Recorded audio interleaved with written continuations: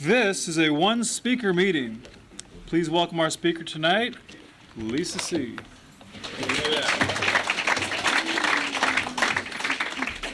Hi. My name's Lisa Cherry. I'm an alcoholic. Hi, Lisa. Happy New Year, everybody. How many people here are convinced in your heart of hearts that without any reservations, without any lurking notions, that you are an alcoholic? Yeah. Right here. Right here. Wow. That is saying so much right there. And how many people didn't drink over the holidays? Wow. That is intense. That is intense. That's miraculous right there. I was actually just thinking, because I don't like the holidays, but when I was drinking, my holiday stretch started at Halloween. It was just lasted. I would try to stop around, the beginning of January, but it'd be like around March, April, that stuff. I want to thank Dave for asking me to come and share tonight. I love Alcoholics Anonymous. Alcoholics Anonymous is responsible for everything good in my life. There is not one thing good that has happened to me that has not been a direct result of Alcoholics Anonymous. I love Alcoholics Anonymous, and what I have is really good news. The good news is that the program of Alcoholics Anonymous works if you have this thing. If you're an alcoholic and you have not found any other solution besides alcohol and drugs, that Alcoholics Anonymous works. Absolutely. That I know for sure. And Alcoholics Anonymous not only got me sober, and it's given me so much more. It has given me the ability to not be so negative, so pessimistic, learn how to function in life, learn how to show up for work, learn how to be a friend, learn how to be a mother, learn how to be a daughter. It's taught me everything good in life. It has never, ever failed me. In spite of that, I have a disease called alcoholism. It's centered in my mind. And I have been in and out of the program of Alcoholics Anonymous for 32 years. I have 10 years of sobriety. I am 51 years old. And I have been suffering from alcoholism probably since I first drank. I was not a social drinker. And so I have suffered a lot from the disease of alcoholism, both drinking and using and in sobriety. And it was really difficult because I didn't know what the problem was. I knew it vaguely had something to do with drinking and using. But then when I'd stop, I didn't know why I still felt so bad. I didn't know why I still felt so isolated. I didn't know why I felt like I didn't belong here either. For years and years and years, I didn't feel like I belonged here. I felt different from you. And it was because I found that it was because I didn't know what the problem was. So, and plus, I wasn't, and being that I didn't know what the disease of alcoholism really was. So I didn't know that the mental obsession was not only just an obsession to drink and use, but it was an obsession that drives me. It's the obsession that keeps me from being present. It's the obsession that convinces me that I'm not like you, and that I am alone, and that it won't work for me in sobriety, and that maybe I should drink. I didn't know that was alcoholism, too. So I've come to see that alcoholism, is a threefold disease. And I heard that like a zillion times before I knew what it meant. Now, I was clear that once I put alcohol in my body, and I'm a junkie, too, junkie, crackhead, love it all, like a lot of it all. Like it. And I was clear about the part where once I start, I can't stop. I was even okay with that for the longest time. I was clear about that part. I wasn't clear about the mental obsession part because I was thinking it was limited to only wanting to drink or use. I didn't know it was the thoughts that kept me separate from you and kept me separate from God. And I also wasn't clear about spiritual malady. You know, I didn't know what that meant. I mean, spiritual malady, what does that feel like? How does it feel like to suffer from spiritual malady? And I don't know if I have it. If I don't know what it is, then I don't know if I have it. So it was like what I've come to see is that it's that feeling of isolation where I can't feel God and I can't feel love. And that has been with me since I was a small child before I even drank. And the obsession about being different, even in my own family, was with me since I was a very small child as well. And I always had the thought of what is so wrong with me? What is wrong with me? And the only thing that took that away was drinking and heroin and crack. You know, loved it. It took it all away. It was a spiritual experience. It made me feel powerful. It made me feel whole. It made me feel like I just didn't care. It made me feel like I could do anything. And so in spite of everything that it did to me, which was a lot, I didn't care because nothing gave me that feeling. And I was willing to die for that feeling. It wasn't until it became so problematic that I would come to Alcoholics Anonymous. And it wasn't until I was convinced that I could not bear living my life the way I had been living it. And knowing that your way of life wouldn't work for me, that I became willing to at least try. So it was just the willingness to be willing, and I didn't know that I wasn't willing. I didn't know. I couldn't see it, because the disease of alcoholism is so much bigger than me. So much bigger, and it's humorous today that I thought I had any kind of control or any kind of power over this thing. Because I like to compare, an analogy would be like a fish in the ocean. Like I would be the fish. The alcoholism is like the ocean. I can't see it, but I'm swimming in it and breathing it. And I don't even see it working. I don't know that I'm being run by it. And it wasn't until I had a different experience, which was after I started to work the steps with a sponsor who had worked all 12 steps and had a spiritual experience. So that sounded good to me, because I like spiritual experiences. I'd had several of them. None of them were strong enough to help me with the battle with alcoholism. None of them were that strong.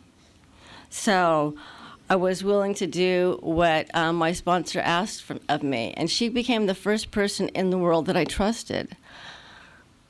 Because I believed what she said, because I could tell that she'd been where I'd been, and she wasn't anymore. So I became willing to do what she said, knowing that it wasn't going to work. And even though I was committed to her being wrong, I started to experience recovery. I started to have a different experience that I could compare to the way, that bleak, desolate feeling that I'd experienced my whole life. And I got to see that Alcoholics Anonymous was working. And when I first came here, I hated you. I hated you so much. I hated Alcoholics Anonymous. And I got to have an experience of you supporting me and carrying me through every trial and tribulation that I came across.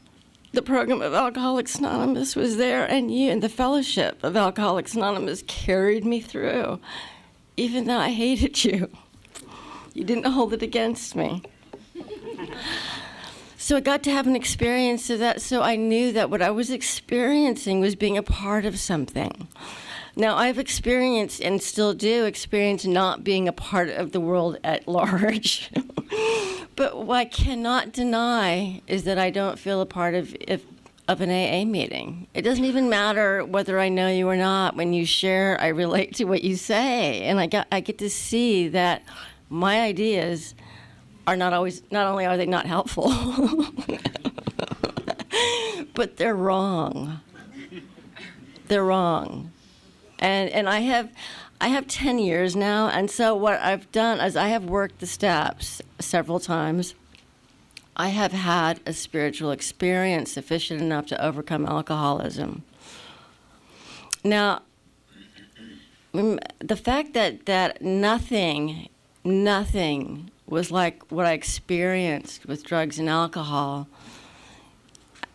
that was like my driving force. That was my goal. My goal was to honestly just be kind of loaded all the time. Not kind of loaded, a lot loaded, all the time.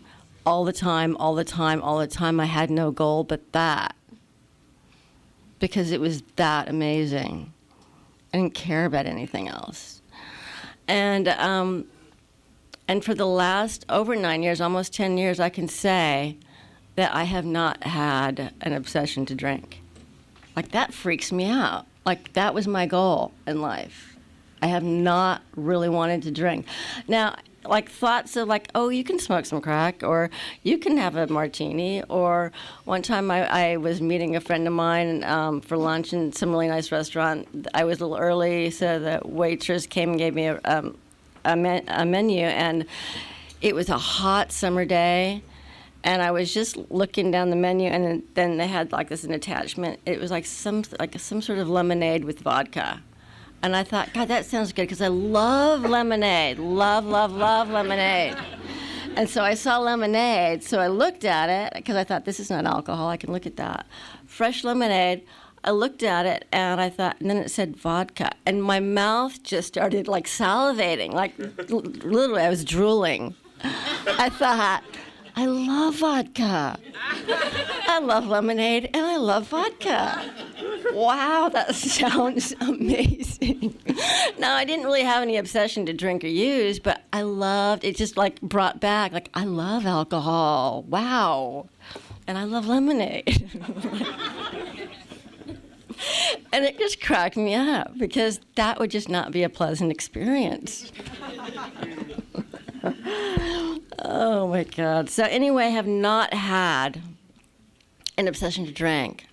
I have experienced a lot of things. Now, as a result of working a very fearful and thorough fourth step, I've come to see that I have a lot of character defects, and one of them being is that I cannot see the truth in the moment, which means I tend to be a little delusional. Because what I'm seeing is like reality through my disease and through my habits. And I'm not always aware of that. But as a result of having to do like in all my 10th steps, in all my 4th steps, that is the case. I don't see what I'm doing. I don't see how it's my character defects and my fear that are driving me to continue to do the same thing and expect like that, then and be unaware of it. So I see that in the moment, I feel like I'm not doing anything wrong, and that what I'm seeing is the absolute truth. And usually I am willing to go to the wall for that, just for that belief right there. But because I have seen over and over and over, literally hundreds of times, that I'm wrong, I don't take myself so seriously anymore. Most of the time, but sometimes I still do. I've also seen that I am immensely emotionally immature. It's embarrassing. It is embarrassing to be my age and to be so emotionally immature. I want what I want when I want it, and I think that you should understand that.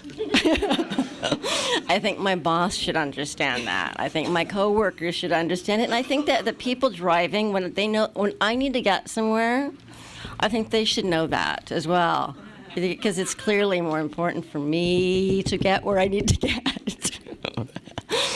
and those stop signs are not for me. They're not for me. I mean, that is the kind of thinking that I have, and before, I didn't know that that was funny. I didn't know that that was wrong. I mean, now I know. So I'm learning. I'm learning as a result of being, I have a long way to go. This is with 10 years of sobriety here. This is with 10 years of hard work. I have a long, long way to go. But I feel like what Alcoholics Anonymous has done is shed the light into this my dark head.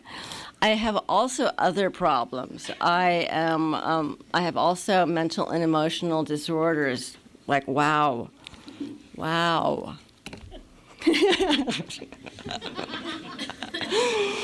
I just wanted to say, the thing about Alcoholics Anonymous, because I came to AA meetings and I'm not going to relate to anybody, and I knew that when I was told to relate to, the similarities. I mean, to look for similarities rather than differences. And so, I would hope that, I am a garden variety alcoholic. I've come to see I'm not as special as I always thought I was.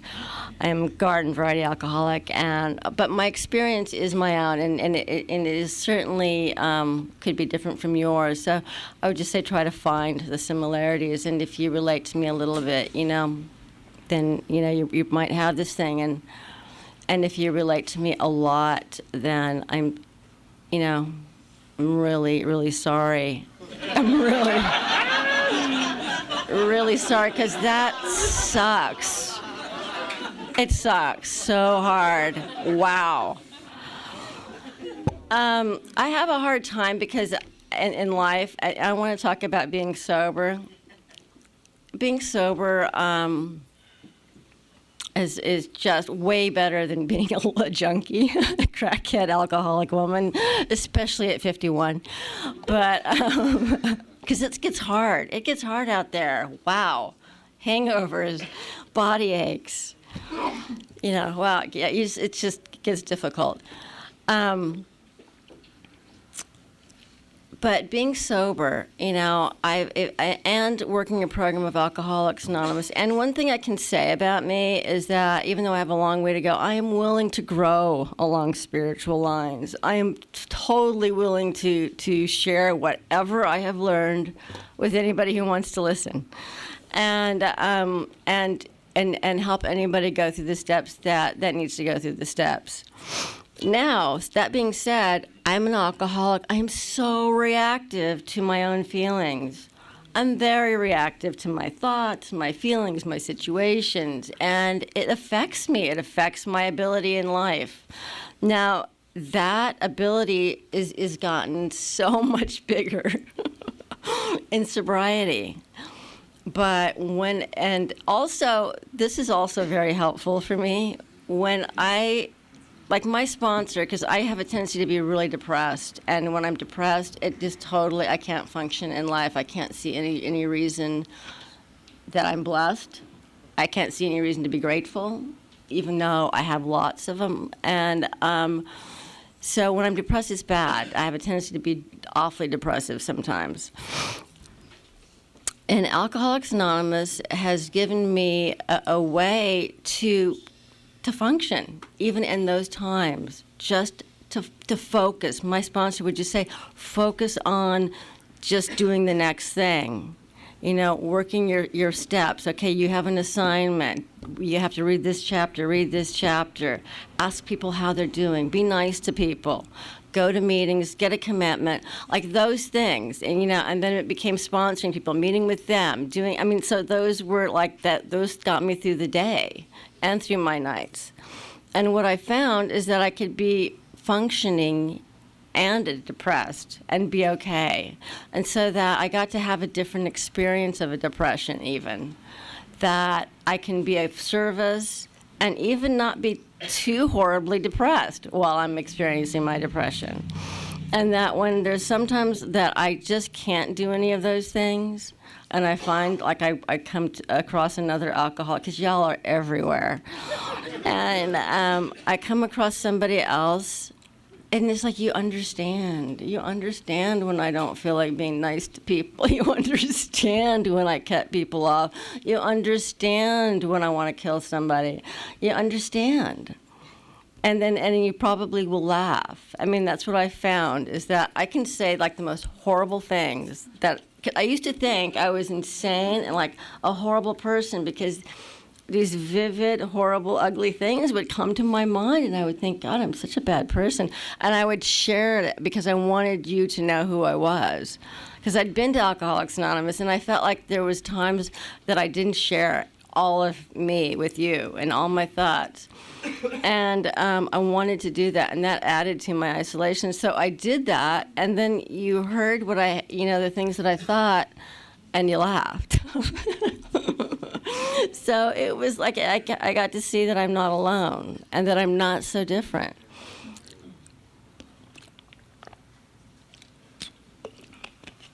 And today, I sponsor people. It saves my life. I work in an alcoholic environment. My boss is an alcoholic. And he's also crazy. He's also got a mental and emotional disorder. I totally relate to him that way and in the alcoholic way. And I also believe in karma. And I've lived long enough to see people's karma come for them, including my own, unfortunately. And it's like, I feel like he's part of my karma. I mean, he is insane, and it's hard to deal with. And he doesn't have this recovery. He has what in his mind, whatever he has, it's difficult. All I have to say is it's difficult. And, talking with alcoholics helps with that. There's nothing that Alcoholics Anonymous has not helped me with. And getting through, I'm finding that also the lesson, hello?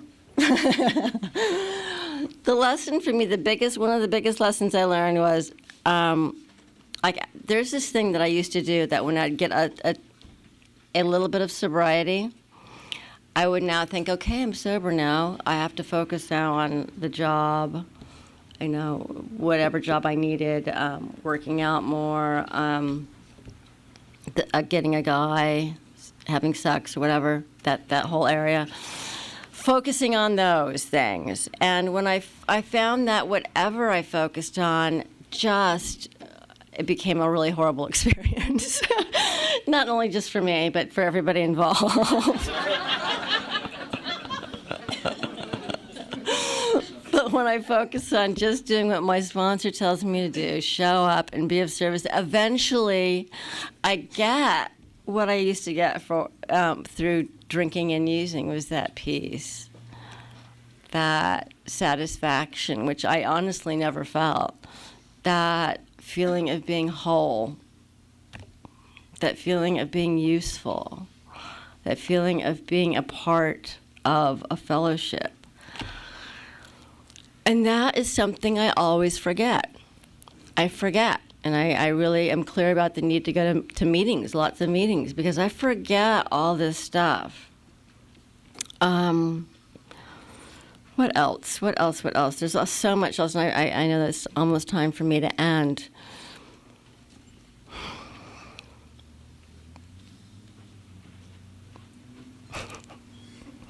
My mind is blank. I'm getting old. I forget everything. I forget things. I'm constantly hot all the time. Just wow. It gets really hot. Hot. I have 3 temperatures: like hot, super friggin' hot, and cold.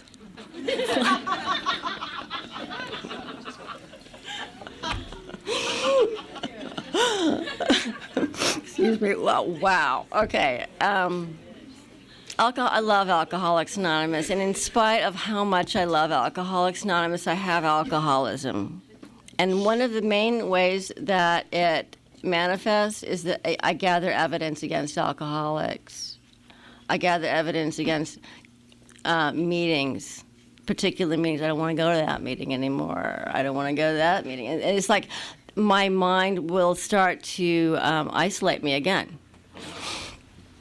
So I've noticed that that's what happens to me. I don't know if you guys can relate to that, but I know that whenever I come and I share, I realize that I love, love, love Alcoholics Anonymous. I feel so blessed to be a part of Alcoholics Anonymous, even though it has been against my will most of the time.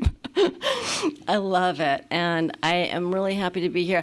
There's this thing that my very first sponsor used to say, Polly Pistol. Does anybody know her? Polly Pistol. I loved her name, Polly Pistol, and she was from Texas, and she would always end her talk with saying, I sought my God, I could not see. I sought my soul eluded me. I sought my brother, and I found all three, which has been what Alcoholics Anonymous is for me. Thank you so much for asking me to share.